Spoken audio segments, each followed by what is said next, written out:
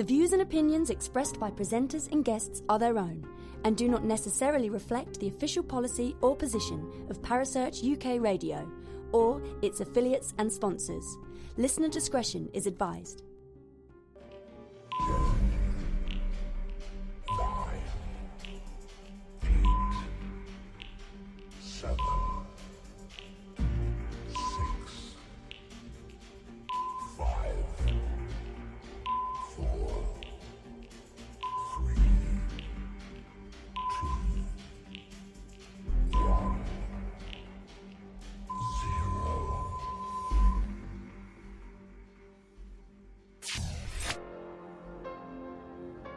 You're listening to the Trident Paranormal Show, right here on Parasearch UK Radio, with your host, Paul Rook.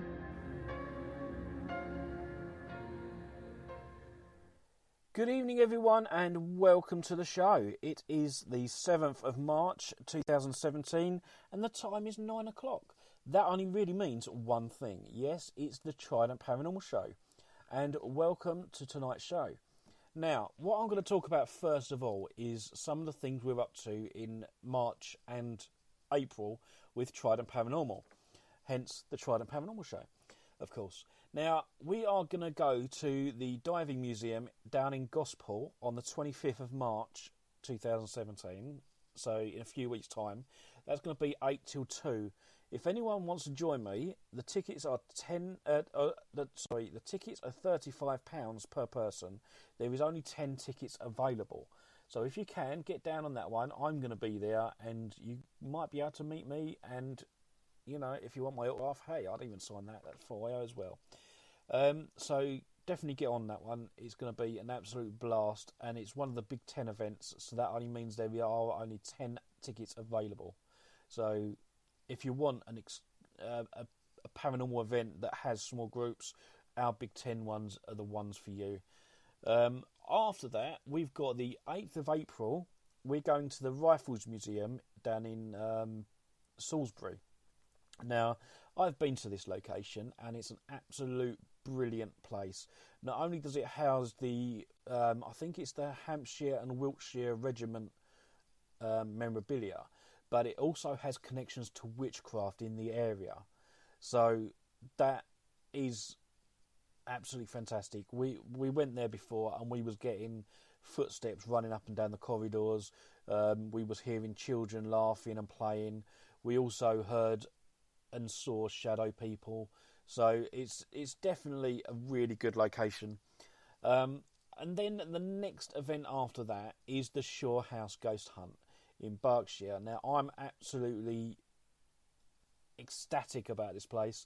It's a really nice, big, stately home, and it's on the 22nd of April, as I said, 8 p.m. till 2. The tickets are £45 each, and we've only got 10 tickets left for this one. So if you can get on it, or you're in Berkshire, definitely go to this one. It's, again, most of the team is all going to be there. Even Kerry Ann and Kerry Greenway, they might be there as well as myself. So, you know, you can meet up pretty much most of the Parasearch team also. So that's an absolutely wonderful location. I don't know too much about the history other than what's on the website. So if you want to know a little bit about the history, go on to www.tridentparanormal.com and have a look at that location and get your tickets, because they will soon sell out, I'm sure of it. Now, at the end of April, on the 29th, and we've also got it the 29th of July as well, we have the Ramsgate Maritime Museum and Servier Ghost Hunt. Now, this is in Kent, in Ramsgate, and they're £35 a ticket. There are only going to be 10 tickets available each event. Okay, so definitely get onto this one as well. It's another one of these places that looks okay, but it's rife with activity. It really is. It's like a old clock house, but it's right on the marina as well, and it houses the maritime museum pieces. And the Servier, that's a boat that's moored just outside, it has links to the Titanic, and it also has links to Dunkirk also. But I mean, I don't really want to go into too much of it over the radio, but if you want to learn more, go onto the website at www.tridentparanormal.com and take a look at that one as well, because that, I believe, is going to be a really fantastic event. I'm really looking forward to all 4 of those events. I'm going to be there on each one of them and doing my own investigation.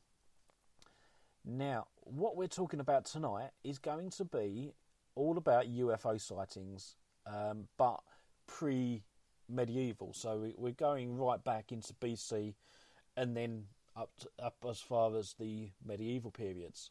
What I discovered, because I'd done a lot of research on some of these sightings, and I've discovered quite a few.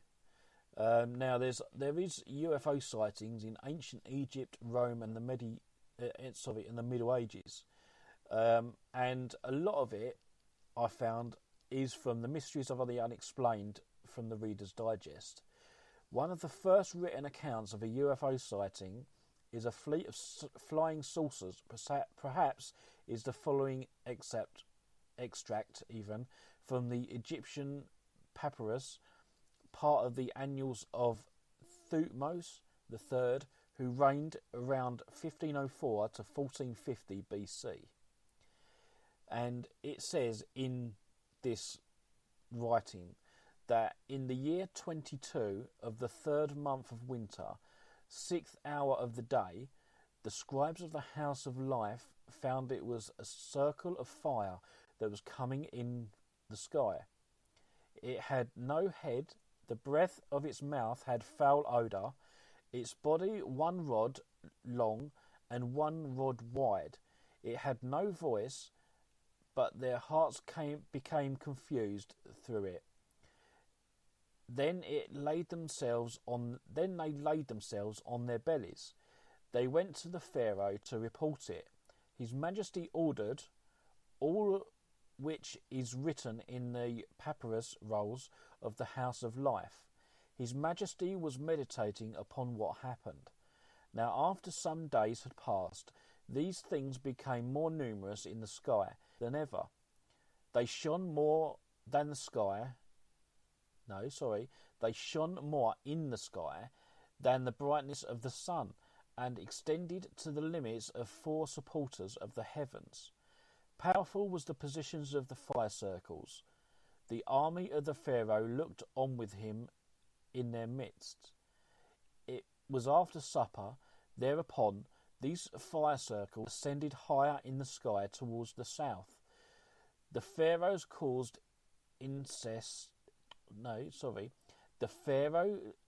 caused incense to be brought to make peace on the earth, and what happened was ordered by the Pharaoh to be written in the annals of House of Life, so that it may be remembered forever. The Roman author Julius Obsequens, believed to have lived in the 4th century AD, drew on Livy, as well as other sources of his time, complete work in the... Oh my God, that some of these words, I don't know. Particularly this book that he wrote, which describes many peculiar phenomena which could be interpreted as UFO sightings. And the article does go on, and I will go on with it and keep telling you some of the other articles that are in this piece.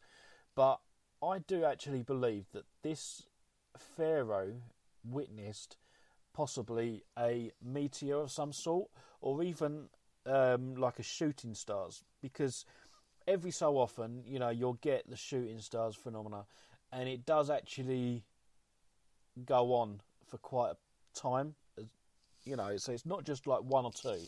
It sometimes goes on for hours or days at a time. So maybe this is what they're looking at, a celestial event as opposed to UFOs. But because obviously they were right back in those sort of times, they didn't have the technology or understanding that we have now.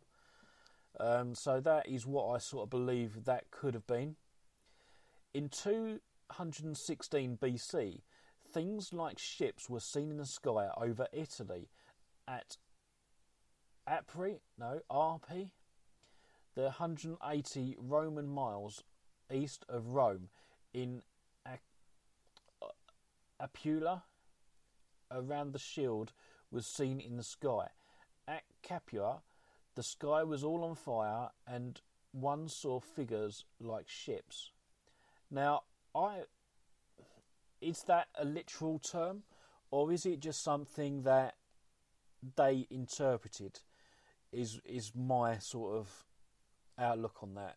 Did they actually see what we class as a UFO, a big silvery ship in the sky? You know, could it have been a mirage of some sort, or even a comet? You know, like Halley's Comet.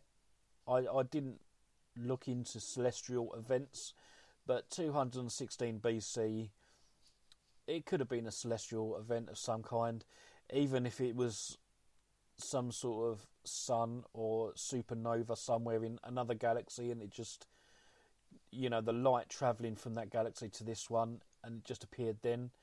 It could have been something like that, because, you know, I don't believe for one second that an alien would appear at 216 BC for no event at all. What also strikes me, and we discussed it briefly on Steve Vernon's interview the other week, that UFO sightings tend to happen around points in history. So it's almost like going, possibly, whether it's the future, we can go back in time and witness events happening. Could that be what UFOs are? I don't know, but it does make sense. In 99 BC, when Semirius and L.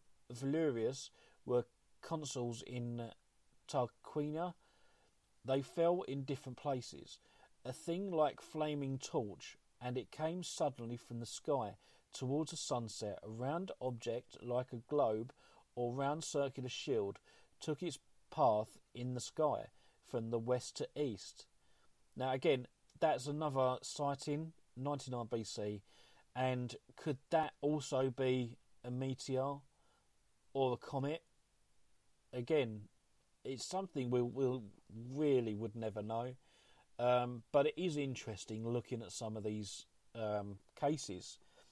A few years after that, 90 BC, in the territory of, I tell you, some of these, why can't they just have normal places like Leeds?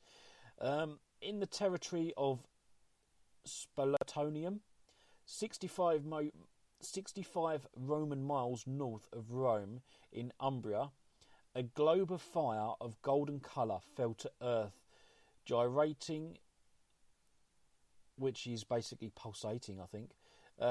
It then seemed to increase in size, rose from the earth and ascended into the sky, where it obscured the disk of sun with its brilliance. It revolved towards the eastern quadrant of the sky, and this was written by Harold T. Wilkins, Flying Saucers on the Attack, page 164. Now, this one is a little bit difficult to explain. However, could it be that what was being discussed there is basically an eclipse of the sun? Because it's talking about possibly two celestial events. Because you had something fall to Earth, which could be just a normal shooting star or that sort of comet type thing, that actually impacted the Earth. Because we get that sort of thing, you know, loads of times a year. But at the time, they're also talking about something that then came from the Earth and rose. Now, if you're looking from the globe up at the sky and you see something rise, it could even be the moon, I suppose, you know, something that could just pass between Earth and the sun at the same time, causing that blockage of the sun that it discussed. Could it have been a eclipse? So we're looking at two celestial events at the same time. I've not gone into the history archives to look at weather phenomenon and stuff like that. We're just taking it at face value at the moment and just throwing ideas out there. I mean, what do you think it could have been? I really don't know. So I'm just making guesses here, and this is what this show's going to be all about tonight. In 393 AD, strange lights were seen in the sky in the days of the Emperor Theodosius. On a sudden bright globe appearing at midnight, it shone brilliantly near the day star, which is the planet Venus, about the circle of zodiac. This globe shone less brightly than the planet, and a little by little a great number of glowing orbs drew near the first globe. The spectacle was like a swarm of bees flying around the beekeeper, and the light of these orbs were as if they were dashing violently against each other. Soon they blended into one awful flame, and bodied forth to the eye as a horrible two-legged sword.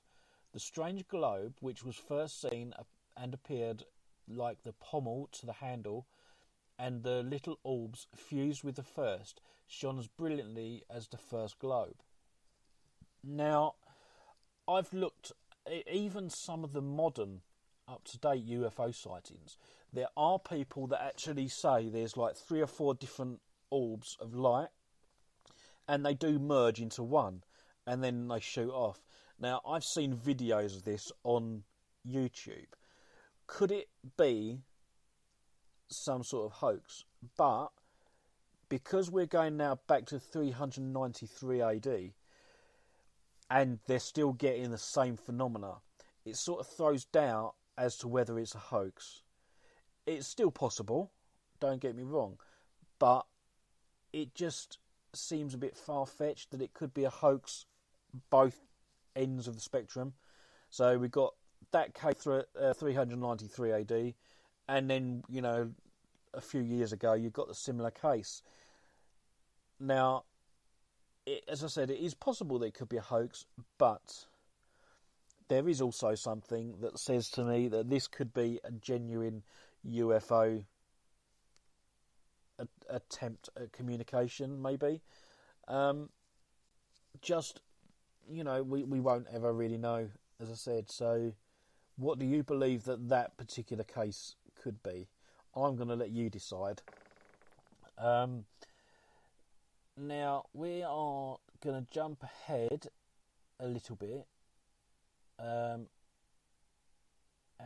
we are going to go with 1322 AD. So we're now approaching some of the medieval periods. So in 1322 AD, in the first hour of midnight on November the 4th, there was seen in the sky over Uxbridge, England, a pillar of fire the size of a small boat, pallid and livid in colour. It rose from the south across the sky with a slow and grave motion, and went north out of the front of the pile. A fervent red flame burst forth with great beams of light, and it sped across and flew through the air. Now, to me, that would suggest that it is a comet of some sort, just sort of skimming our atmosphere. And because they said that it was red flame, possibly, right, something that causes red flame is magnesium, I believe it is. So this comet could have magnesium in it, and as it went through our atmosphere, it burnt up, as most of them do, and this magnesium ignited, and that's what caused the red flame. So for me, I would say that sighting is more a case of the science as opposed to UFOs. Now, in 1387 AD, in November and December of that year, a fire in the sky like a burning and revolving wheel or round barrel of flame, emitting fire from the above, and the shape of a long fiery beam, was seen through the great deal of winter in the country of Leicester, England, and Northamptonshire. Now, again, for me, I would say that is more like a comet. That would be something else.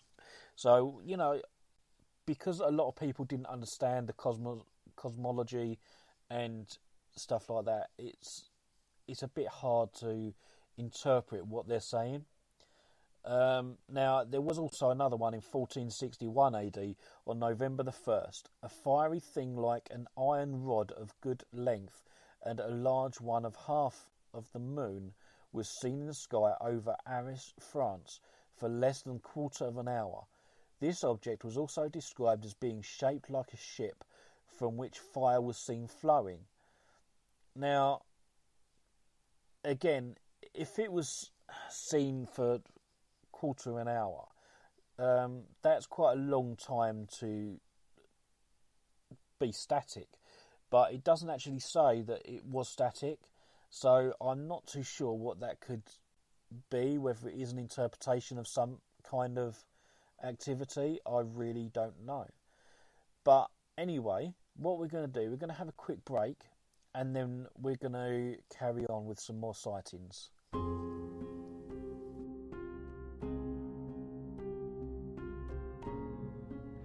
Hi, this is Mark. You can join me and Kerry at 9 p.m. every Friday night on the Dark Night Show, only on Parasearch UK Radio. Hello, this is Kerry Ann. Please join me every Thursday at 9 p.m. on 7th Sanctum, only on Parasearch UK Radio. Hi, my name's Lee Steer, and you are currently listening to the Trident Paranormal Radio Show on Parasearch UK. And welcome back. Now, tonight's show we're talking about UFOs in the medieval sense. So, all the UFO sightings in the medieval period. Now, I'm also looking at some of the older sightings and the interpretation of them. Now, in 1271, during a scheduled execution in Japan, a UFO appeared and scared off the populace.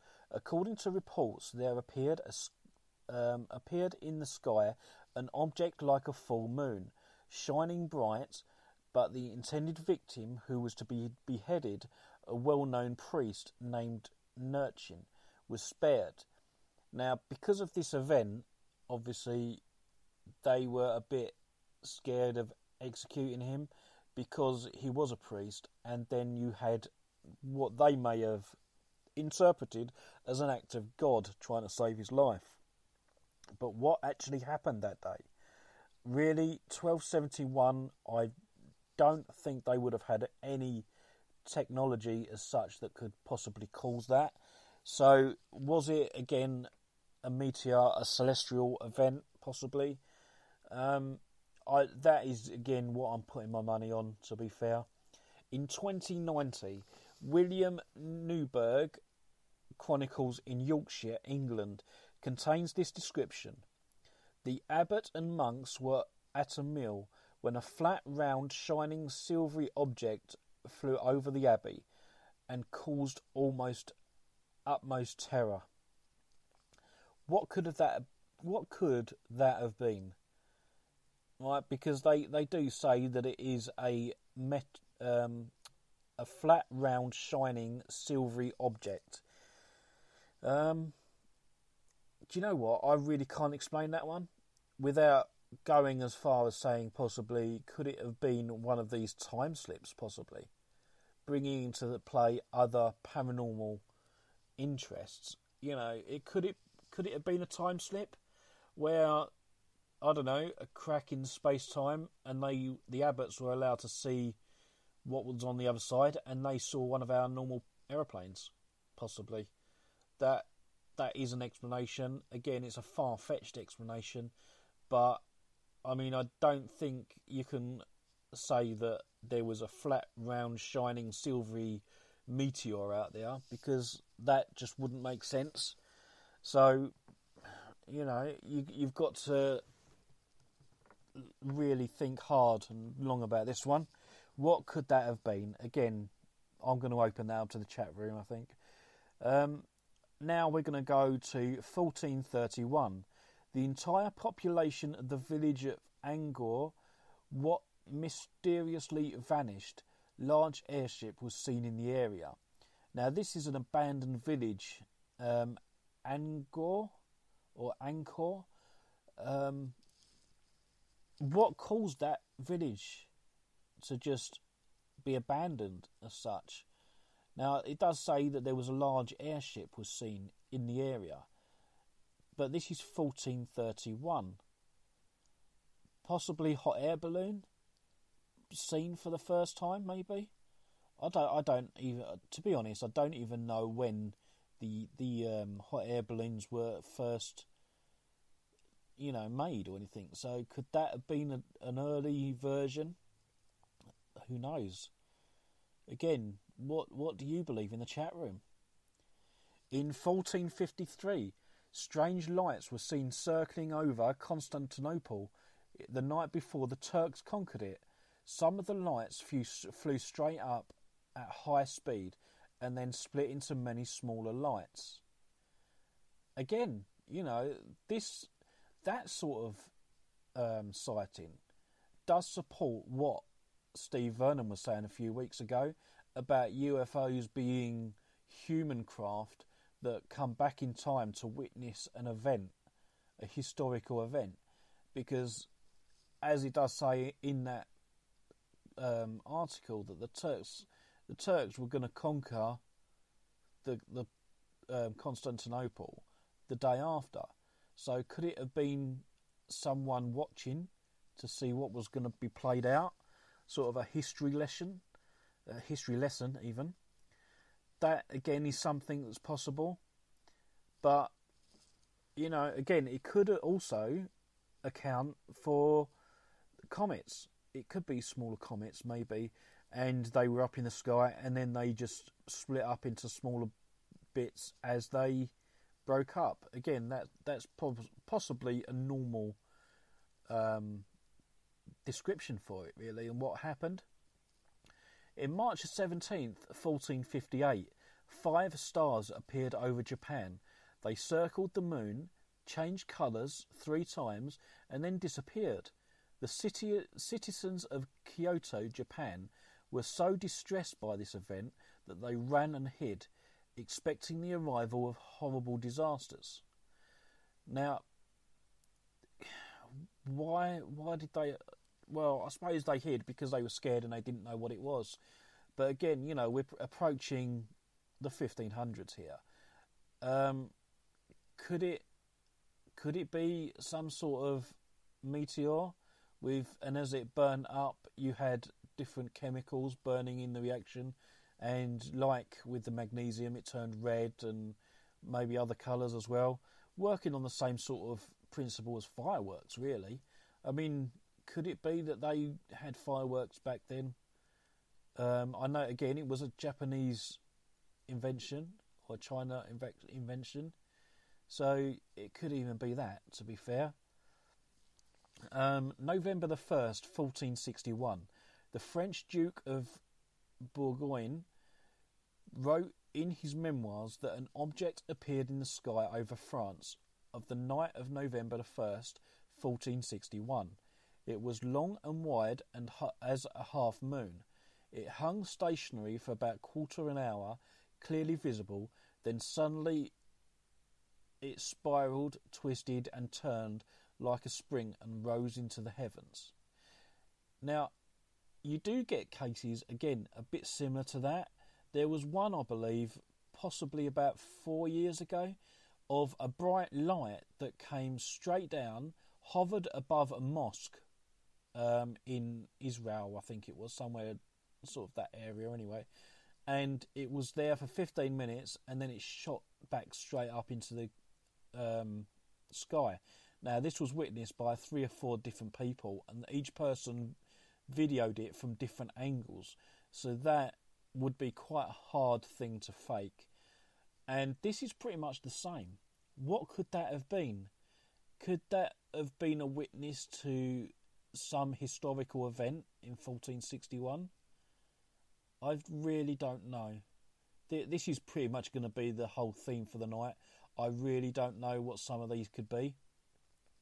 In 1468, a large object made no sound like a wheel flies out of Mount Kasuga, none of the citizens had ever seen anything like this before. Again, could it have been some sort of celestial event? And because obviously we're below the mountain level, could it have actually been just in the sky, and it, to the people on the ground, it looked like it flew out of the mount? I don't know, but without any pictures. But going back to 1468, they're not going to have pictures anyway, so we just got to rely on what the eyewitnesses are reporting. So I really wouldn't like to hazard a guess with that one, but I would say, I suppose, technically, yeah, okay, my guess would be something celestial. So we're talking a logical explanation for that one. 1479, a large comet is reported flying over Arabia. The comet is reported to having numerous windows on it. I really? A comet? Okay, so now they've got a basic understanding of what a comet is in 1479 to actually say that it was a comet. But windows, really? Maybe it was just a case that it was pareidolia in a way, and that's sort of what they wanted to see.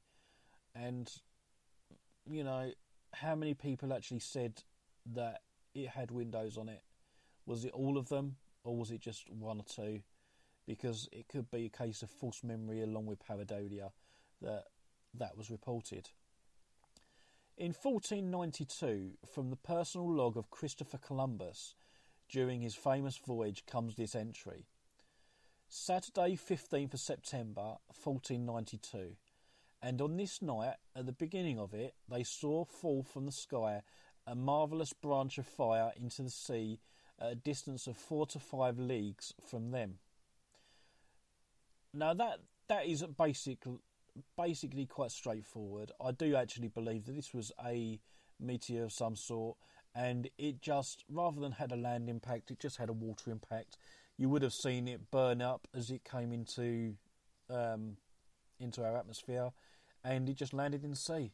That is all I think that could be.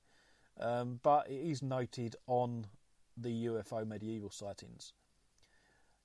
August 7th, 1566. So now we're back into the medieval period now. In Brazil, Switzerland, a large number of black spheres were flying all over the sky. They appeared to be fighting one another. This battle was witnessed by hundreds, if not thousands, of people. In describing this activity, a newspaper article written by Samuel Cuccius said, "Many became fiery and red, ending being consumed and vanishing." Now, this is sort of a bit like the Nuremberg case in Germany. What could they have been? They appeared black in the sky. You know, could it have been some sort of mass? What they call, like little hot air balloons, flares that the Japanese used to put up in the air. Maybe it could have been that, with a lot of black coverings as opposed to the white ones that are normal, or orange. That could explain it. As for anything else, you know, could it, rather than having many black orbs in space, could it have just been one? Because that would explain a sort of eclipse event. That would be interesting to find out, to be honest with you. But anyway, going on, we've got April the 4th, 1561. Over 200 large cylinders, globes and spinning discs flew over the skies of Nuremberg, Germany. People also reported seeing red, black and orange globes, as well as smoking spheres coming out of the cylinders in the sky. Now that is talking about the Battle of Nuremberg, which is quite a popular UFO description. And although it has been described as a big battle, and there are actually pictures that have been drawn. So you've got the sun, you've got lots of little different coloured orbs of light, you've got crosses, you've got cylinder-shaped UFOs, all that sort of thing over the city of Nuremberg.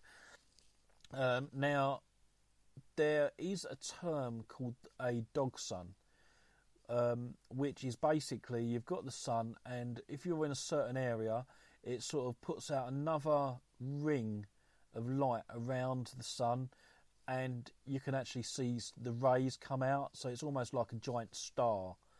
That is another explanation, and that sort of debunked what that could be. So yeah, it's a very interesting case. But I'm going to take a quick break because I'm talking so much and I'm probably boring the life out of you. So we're going to have another quick break, and then I will carry on.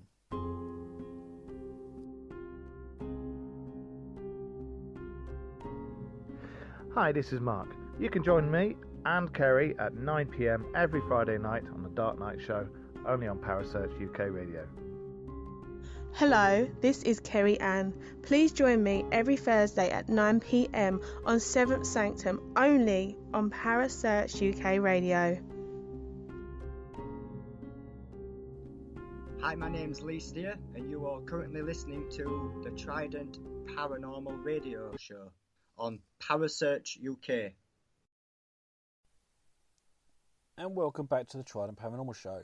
Now, I'm discussing tonight some paranormal UFO medieval cases, and we've just reached up to October the 24th, 1593. In Malaya, the Philippines, a soldier completely vanishes. The next day, he reappeared in Mexico City. The man was able to completely describe the previous day's news from the Philippines. But remember, at this time, there was no airplanes, no radio, and no television. So what happened to this soldier? He completely vanished and then reappeared in a completely different sort of country. What happened to him? No one really knows. Was he abducted by aliens? Was that one of the first abducted people? You know, we will really never know, especially now, because, as I said, this is like 1500s, and, you know, there's no investigating these sort of cases anymore, other than getting eyewitness statements. But again, you know, we've only got the statements, we've got no pictures or anything like that. In 1606, large numbers of spinning fireballs are reported over Kyoto, Japan. A whirling red wheel hovered over Nijo Castle. The samurai guards were put on alert. So, could this be sort of the period where they were experimenting with the fireworks? Because, you know, as again, they sort of had the black powder. I know they had black powder years before that anyway, but could that be sort of the first time that these samurai guards actually witnessed anything like that? It could be, because, you know, there would have had to be a first time for everything, especially that. So could that be the early reports of fireworks? That is where I'm thinking. August 1666, reoccurring numbers there. Look at that. A ball of light was seen by the citizens of Robozyro, Russia, in the middle of the cloudless sky. The ball was brighter than the sun. Could it have just been the sun? I don't know. It maybe, you know, they haven't had really good weather and lately, and like us, sometimes we joke, you know, what's that yellow thing in the sky? You know, maybe it could have been something like that. I don't know, but, you know, someone would have had to wrote that down, and, you know, it could have been a joke, and we just added it to the list because we don't know. July the 9th, 1686, a large ball flies across the sky in Leipzig, Germany, and two smaller glowing bulbs come out of it. Again, that could be a meteor or some sort of comet breaking up in our atmosphere. It's something that isn't rare, so it could be just something as similar as that. December the 9th, 1731, in Sheffield, England, Thomas Short described the following: a dark red cloud below which was a luminous body which emitted intense beams of light. The light beams moved slowly for a while, then stopped. Suddenly it became so hot that I could take off my shirt even though I wasn't out of doors. Note, this event occurred in the middle of December. A small object appeared on the same day over Romania. Old manuscripts described it like this: there approached in the west a great sign in the sky, of blood red and very large. It stayed in one place for 2 hours, separated into two parts, which then rejoined, and the object disappeared forward into the west. Could it be a meteor? I don't know. But then they said that it split into two and then back into one again. So I very much doubt that. Now, could it be some sort of UFO, as in a future type vessel came back in time to witness a historical event? But then why would it split up into two? It's just something that will be not explained for a very long time, I should imagine. Now we're going to January the 2nd, 1749. 3 globes like the moon appeared over Japan. People were so frightened that riots broke out. To try and calm things down, the government ordered anybody rioting because of the globes to be executed. Later, 3 moons appeared. Days after that, 2 suns appeared. That is quite a strange one, to be fair. Could they have just used it as an excuse to riot? I mean, why would the globes appear and then keep reappearing? What are these things doing? Because we're assuming these UFOs come into our atmosphere to look at different things going on. Are they coming to study us? What did they study the riot? Maybe that's what they were doing. Maybe that's what. Yeah, they came back to look at the riots, and gather information about us. Because let's face it, there were a lot of riots going on, even now. In 1766, in Sweden, 3 objects like the moon appeared in the sky and stayed for 4 days. Then they vanished, never to be seen again. 4 days. Why would that would sort of discount any celestial event, I think. Why would it be 4 days and then disappeared and never seen again? I mean, I suppose technically, if they're, they've got a long travel, then they from 1760s. It's got to be a slow-moving celestial event anyway. So it's possible that it was obviously never seen again because it's still due. We just don't know. So maybe it's something to keep an eye out over the next few hundred years, possibly. But anyway, we are literally coming up to the end of the show now. I would just like to remind everyone that we do have a few events coming up with Trident Paranormal that I mentioned at the beginning of the show. So if you are interested, please do go to www.tridentparanormal.com and book. Basically, it's they are really good events and really good locations this year. We are not just a ghost hunting team; we do actually do paranormal investigating. So we are looking at what causes some of the activity that we get. So we are giving you the experience of being paranormal investigators and not ghost hunters. And I think that's what sets us aside from most of the other ghost hunting teams out there at the moment. So I think, you will be definitely in for a good show, good event. Nothing is faked. So everything that you will experience is genuine. 100%. So I do hope to see you all out there at some stage. And I'd just like to thank everyone for joining me in the chat room. I also want to thank everyone that's listening as a podcast to a later date. Please don't phone in, it's just for fun, as they say. Now, I'm going to leave you with that, and I hope you really enjoyed the show, and I hope to see you... Well, I will, actually. I'll see you on Friday for the Great Paranormal Debate with Kerry Ann, and I'm really looking forward to this one. It's going to be absolutely amazing, as always.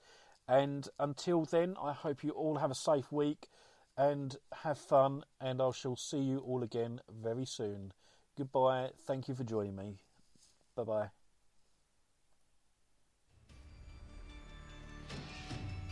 Thank you for listening to the Trident Paranormal Show. See you all next week for another amazing topic. Good night, everyone, and thank you for listening.